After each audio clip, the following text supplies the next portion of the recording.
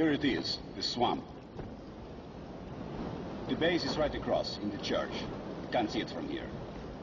There's a powered winch ferry. It needs fuel. You should be able to get some in the plane or in the cache at the gas station. Stay out of water if you want to live. Well, that's all. Good luck, Artyom. Alright, this is Mark Walton here from GameSpot, and I'm here with Johnny Chiodini. Hello. Hello. What are we looking at today? Well, it's Metro Last Light. Ooh, Exciting. it is. It is exciting. This is Metro Last Light. We've got a 10 minutes look at a swamp section from the game, and as you can see, it's very swampy. Swampy, and a big bird thing flying around. Brilliant. I like that. So this is obviously the follow-up to Metro 2033, originally called Metro 2034, but now called Last Light, formerly with THQ, now with Deep Silver. Bless them.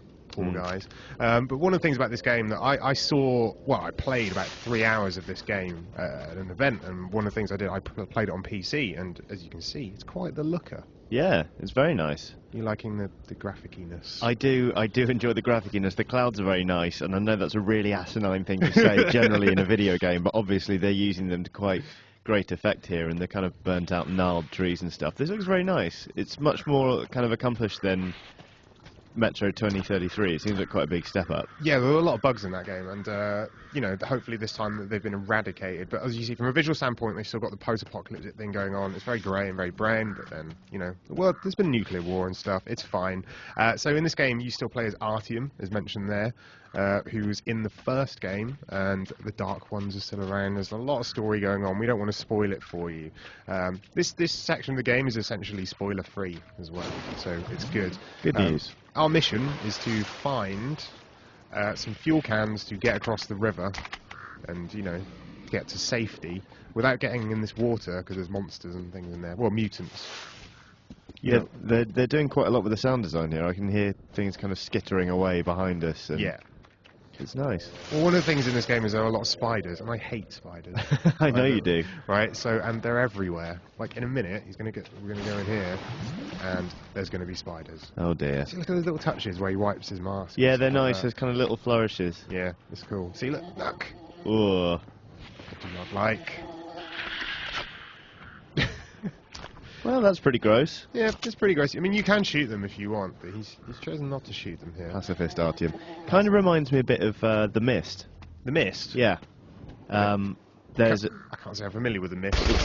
It's a film, and it's good, and it's a bit like this. Well, there you go. If you like Metro, Johnny's recommendation is to watch The Mist. And vice versa. And vice versa, indeed, indeed. So, the game, basically, you play as Artyom again, as mentioned.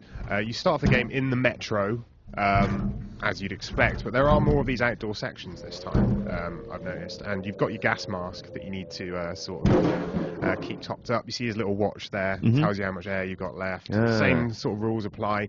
The other thing is the weapons, as you can see. There's lots of different mods for weapons that you can attach and pick up as you go along, which is kind of fun. And the vine thing's back. Yeah. So you've got this weapon now. We're still looking for the fuel cans at this point, and there's lots of this. Look at all this panning around at the loveliness. They're clearly quite proud of the way this game looks, which is good. It's it's a good thing. It's a good-looking game. I mean, you know, it's noticeably better on PC, obviously, but I still think the console version looks quite nice. Okay, so we're going around here. We're still looking for these fuel cans. There's picking up loads of stuff. There's always loads of things to pick up in this game. Like brilliant. Oh! Swamp monster.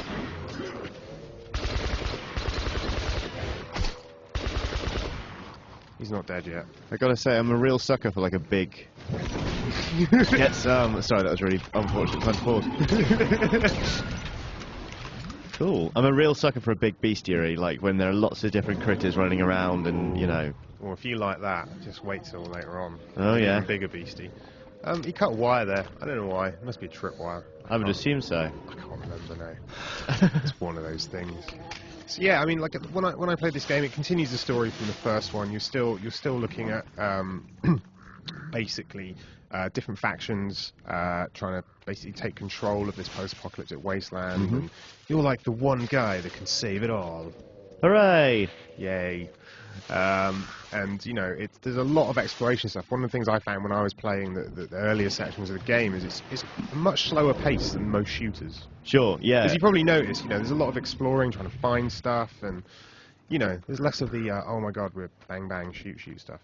Which is good. I mean, you know, I haven't played all of 2033, but there was, you know, a fair bit of linearity to it, and it felt like you were kind of along for a ride. Yeah. Whereas this one, it feels like it's a little bit more freeform.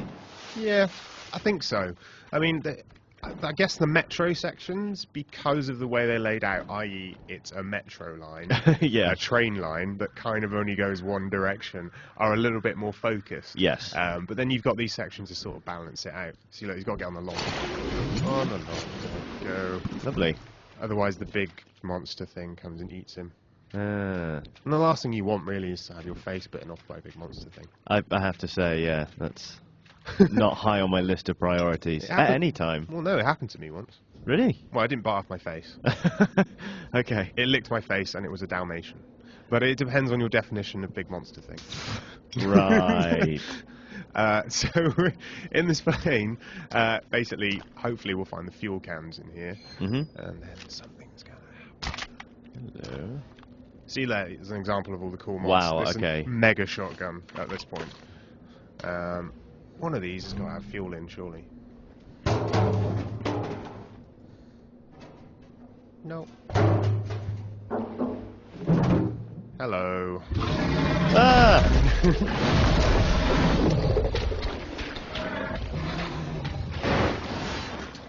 See? It's like Jurassic Park. But with shotguns. Actually, no, there was a shotgun in Jurassic Park. What am I Yeah. talking about? Oh. I liked how that wasn't announced. Like there wasn't a big kind of like musical flourish, and it wasn't corny or hammed up like No. you know, so many other games would make a moment like that. No, it's interesting actually because the music is used quite sparingly. You do get some, but it's at this point it's just sort of the atmosphere and the other sounds. As you heard, there's quite a lot of that's gone into the sound design. So Sure. It's interesting to hear. Guess what's going to happen now? Fuel? Fuel, yes. But what happens when you get a really slow-moving thing that's Oh coming towards no. you? Yes, that's right. Time to set up the defences. Oh no. Yeah, you know what's happening. Here we go. Right. I mean, you know, it works. It's a trope that can be interesting. Yes. But you know, you're there like, why have they built this thing to move at 1 mile an hour? Clearly, there are monsters here. Well, Surely they would build a faster engine. Yeah. I guess though, you know, post-apocalypse, maybe they weren't expecting this many monsters. What? The irradiated mutant monsters? Well, something, I don't know. Well, look, man, that used to be a grasshopper one day. Ugh. That's another grasshopper right there. Was another grasshopper. He's dead now. Yes, that's what I meant. I think yeah, some of the monsters spit. That's kind of cool. We get to see the sniper shot. Another one of the weapon mods you can pick up. You can buy from stores when you're in the metro, as well as sort of find weapons that have the mods already attached.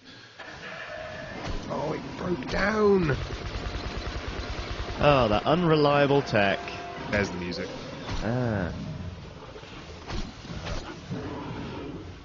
There's the big green. Oh no. What?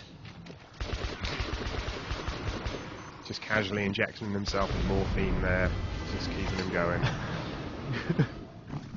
Not an addict. Good lord. It's the slowest thing in the world. More gas. See, kind of cool. I like the flying monsters as well. Yeah. They're quite scary. I think, for me anyway, they're scarier than the big green mud things. There it is. He's made it!